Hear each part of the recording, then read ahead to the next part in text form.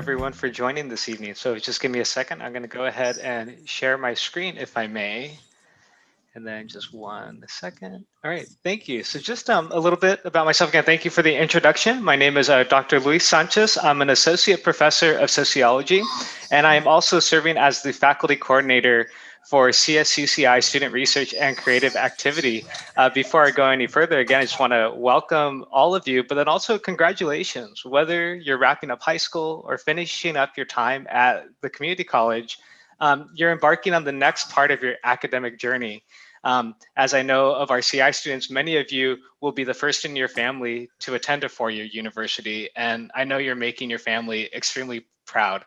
And especially because it's been a challenging year, and despite it all, you've all persevered.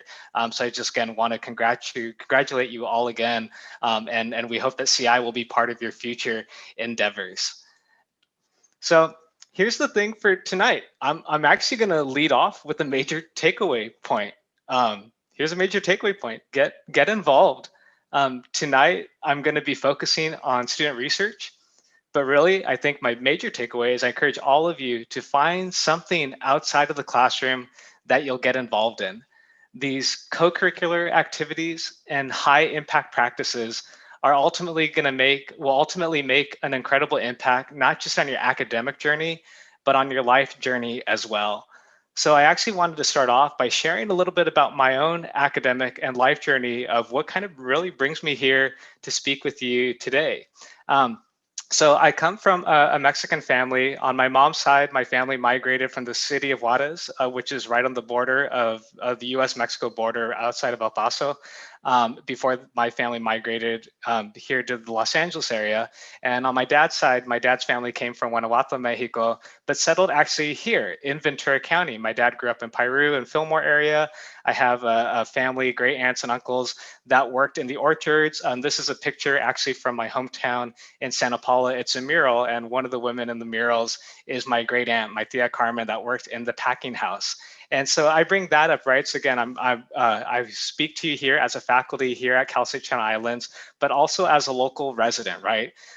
Maybe like many of you, right? I came from a city where a lot of my friends and classmates didn't go on to college. There really wasn't this college going atmosphere or environment. And so sometimes that was a struggle for me to kind of think about what my future would entail. But for me, I don't have too much time to talk about it, but I actually went to college in Ohio. I have an undergraduate degree in sociology and criminology from The Ohio State University.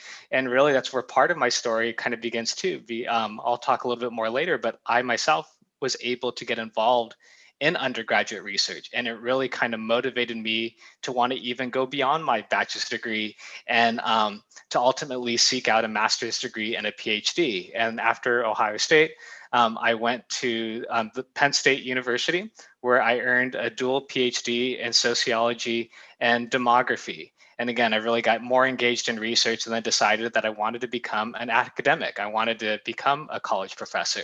And so now full circle, right? I moved all across the country. And then right after I finished my PhD, my first job was actually here. I started in fall 2013 here at California State University, Channel Islands. And so in a way, this is kind of full circle. My own experience in undergrad was getting involved. And now I get to speak to all of you today and encourage you all to get involved and hopefully check out research. And so again, the major takeaway point is, get outside and get involved outside of the classroom. Find your calling, and you'll see CI offers so many opportunities to do that. Because what our hope is, right, is that with these opportunities and activities, that you'll be able to apply what you learn in college and utilize that to improve the lives of others, and to make a difference in this society, right? I know my own story. I'll wrap that up before I move on, but I'm the beneficiary of the many sacrifices made by mis abuelos, my parents, and the support from my faculty mentors. I can never truly pay them back, but I know I'm in a position to pay it forward to others. And so that's my story. And I'm hoping, right, that you get involved here, even attending Channel Islands, and then we can be collectively part of that story to help you pay it forward to others as well. All right, so thank you for letting me share part of my story. And I look forward to even talking a little bit more about student research. So thinking about student research, I'm going to start off with just a basic definition from the Council on Undergraduate Research, where they define undergraduate research as an inquiry or an investigation conducted by undergraduate students that makes an original intellectual or creative contribution to the discipline. So in a way, right, that student research is about making this contribution to the overall field, right, depending on your discipline or your area of study. But what I really want to emphasize is one of the takes that we take here at Channel Islands with our student research definition. And so there are three main principles that guide when we talk about what we hope that students engage with and are exposed to with student research. And so our take is that undergraduate research is an inquiry, investigation, or a creative activity conducted by an undergraduate student or a team of students guided by a research mentor. And we'll talk a little bit more later about that role of the research mentor. The project is part of a developmental trajectory aimed at developing scholarly independence, originality, and autonomy. Student research, it uses discipline appropriate modalities and adheres to the scholarly standards of the discipline. And what this really kind of speaks about is this idea of interdisciplinary work, right? That research and creative activities, it doesn't just occur in one area, right? This is spanning across majors ranging from biology and chemistry to history and Chicano studies, and in the performing arts, humanities, and other fields as well. And so thinking about student research, there are some main principles that I want to cover of why get involved in student research and why there's such an impact on it. Well, one of the things that we really promote with getting involved is that it allows you to engage in learning by doing, right? In a lot of cases, these hands-on experiential learning activities where students are able to see and apply with what you're learning in the classroom and apply them to real world experiences. So again, to my earlier comments, this is really allowing you to go beyond the classroom, right? Really think about that real world impact of what you're learning, right? It's not just about getting the good grade on the exam or completing that homework assignment, but what's the applicability of what you're learning? Another reason of thinking about getting involved in student research is faculty mentorship. And I think one of the ongoing discussions we have with students and also with approaching faculty is that we want to make sure, like, student research is a way to help to break down the walls, and you're really seeing faculty as additional resources, right? That we're not necessarily just there in that specific class to teach you the material, grade your homework, etc. But we really are your partners in your educational journey to help you learn, grow, and develop. So in a lot of cases, with a lot of the faculty and students that I work with within my role, is that's some of the biggest feedback. Well, in the sense that students are talking not just about the lab work that they're doing or the presentations that they gave, but a lot of things that the students will talk about is how great of a resource, how great of a mentor and a guide that their faculty research mentor was. And in a lot of ways, right, these are just some of the types of relationships that might be very difficult may be very difficult to establish by just taking classes, right? So this is something that comes from taking advantage of these co-curricular activities on there. And student research, again, as part of your overall development and growth, provides multiple opportunities for professional development. In some cases, this could be that you learn skills in a particular class, but then maybe by getting involved in research, you're really able to heighten those skills and improve on those and build those, right? That you're going to get better at it. You're going to become more really gain that expertise and really develop those individual skills.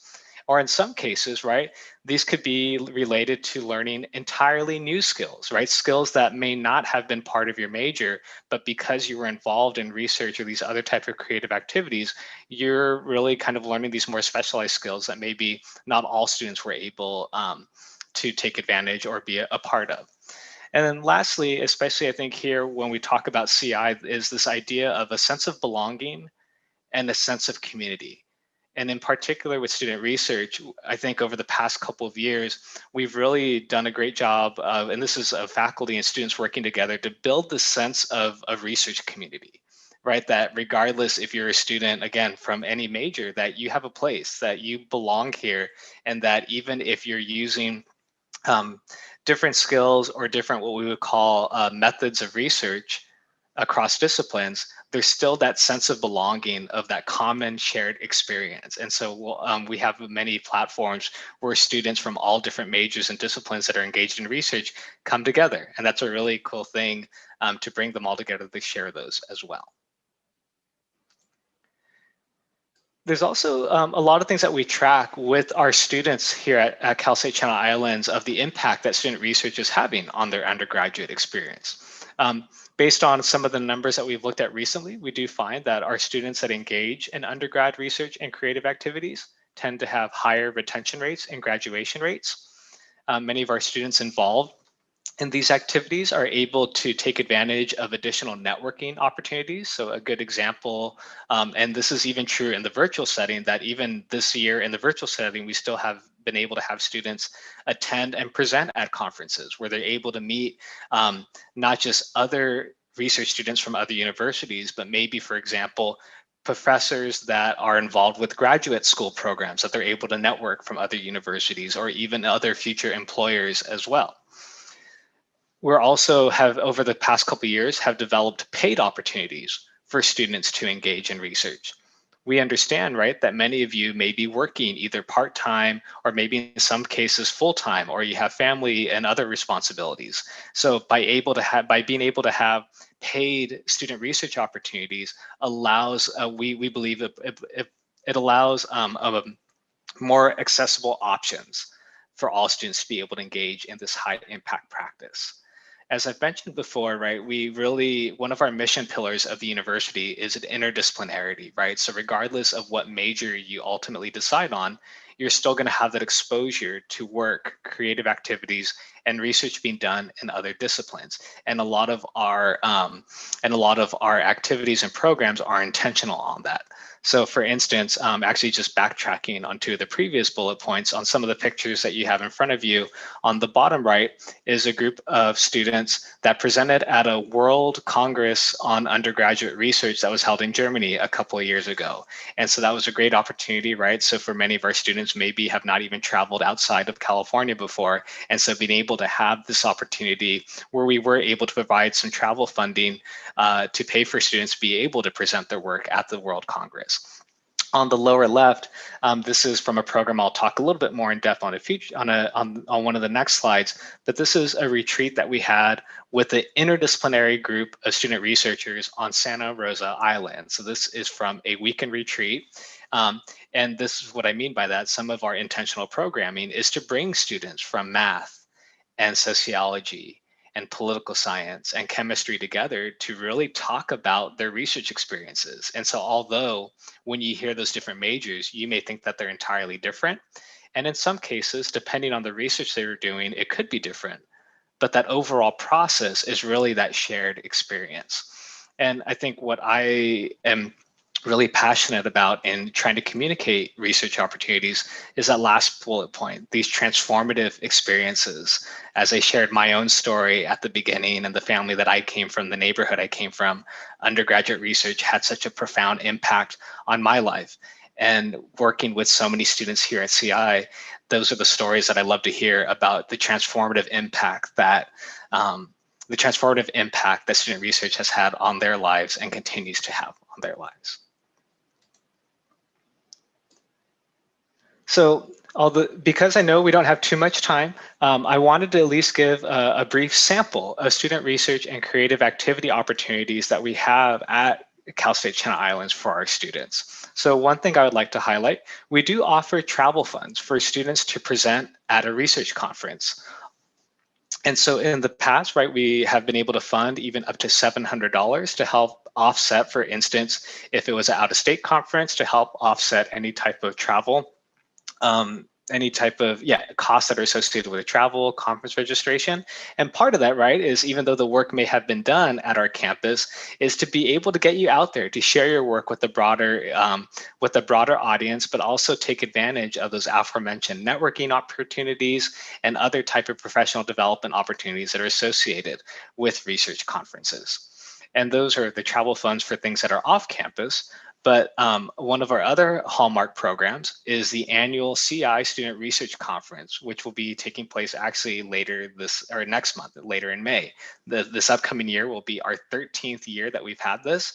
And this is primarily consists of student researchers from CI, but ranging from all majors, or spanning across all majors, but also ranging from even freshman students all the way up to senior students, and then some of our graduate students that present there as well.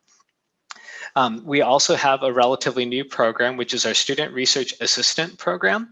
And this is a paid opportunity where students can be paired up with a faculty mentor who is engaged in research, and students would be paid to have an assistantship, right? So working maybe up to 10 hours a week to help a faculty on her or his or their research to really get that experience while also having that additional student pay, that student job along the way. This upcoming summer, I believe, will now be our fourth or fifth annual Summer Undergraduate Research Fellowship Program, or also known as SURF. And this is an 8-week program over the summer where it's an interdisciplinary program, meaning that we have faculty from across disciplines. Usually each faculty has a team of about 3 students that they select for their program. And this is a great opportunity to really go headfirst into research, and especially during the summer months where you may not be taking, right? Some students may take 1 or 2 classes, but for the most part, that's where most of your, if not all your attention is directed to really dive into research, form these really strong connections and relationship with your faculty mentor. But then again, we also have programming that brings students from all disciplines together to have those shared experiences. And again, this is just a small sample of some of the opportunities that we have. I would say that one thing that I would point to any student considering attending CI is that our faculty, right? I would say that we have so many faculty that are, right, they're not just teaching classes, but we are actively engaged in our own research opportunities. And in particular, although we do have some graduate programs at Channel Islands, we're primarily an undergrad campus. And the reason I bring that up is that, for example, like when I'm working on a research project, I don't have sociology graduate students that I can turn to help me out with my research and serve as research assistants, which could be the case at maybe larger universities that have those graduate programs. So I always try to emphasize to our undergrad students, this is a really great thing to take advantage of. That's faculty would like to have that help and can actively include undergraduate researchers as part of that as well. All right. So I'm looking at the time, and I want to make sure that I do have time to answer some questions that I see that are coming into the chat. But I will leave the slide up for now. For if you have any questions, please do not hesitate to contact me. I have my email address on there.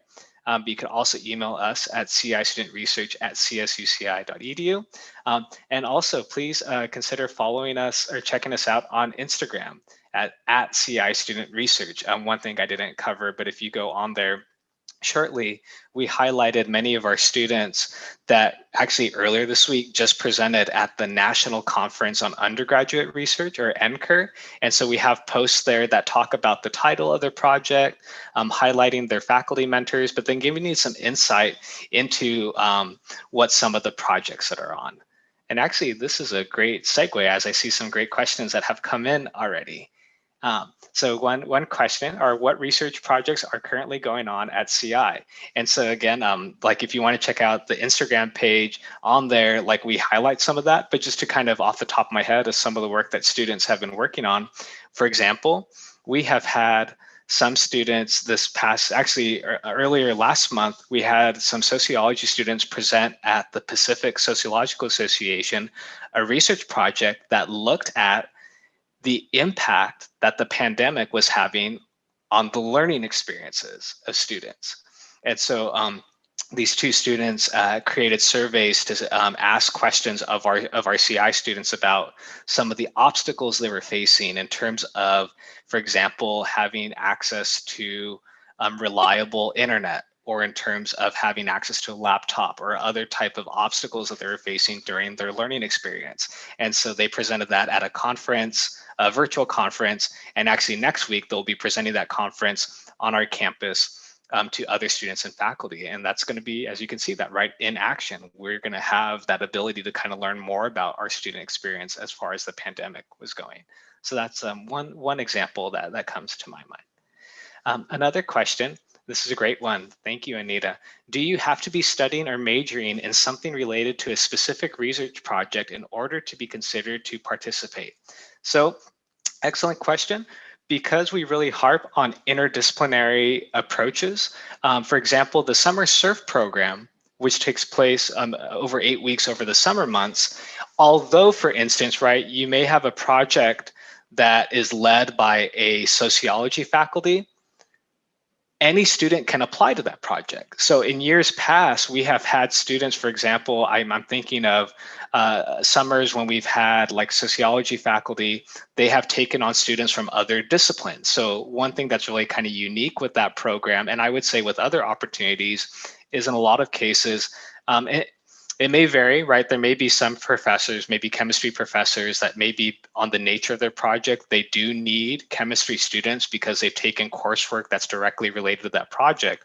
But some other projects are a little bit more broad and really just looking for students that are interested in, and that's the other thing too, right? As long as you're passionate about a given topic, you're going to fit in well with another type of research project, right? And I think because that's something that I would say professors can't teach. They can teach you skills if it's some sort of computing skills or accessing some archival documents.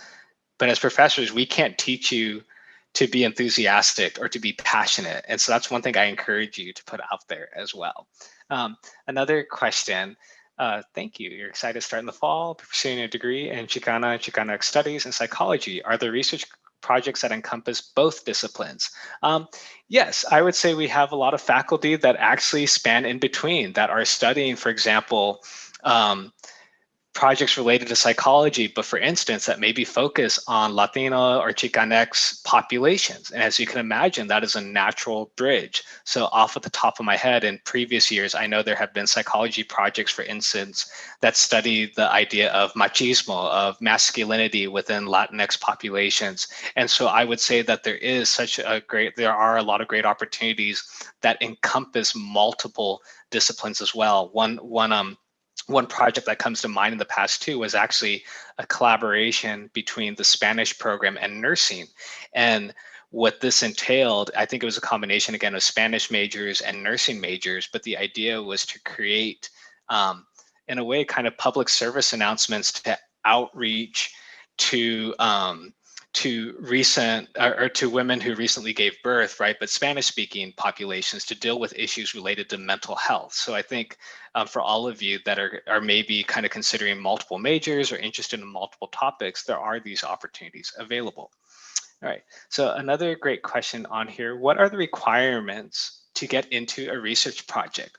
And that may vary depending on what the professor needs at that given time. So as I mentioned before, right, a professor, like, and this is actually kind of a good conversation to have, right? A professor might need a student that maybe has taken a few more methods courses, or maybe taken a course that covers some of the protocols they may be involved in. So that would be an example of where there could be a specific requirement.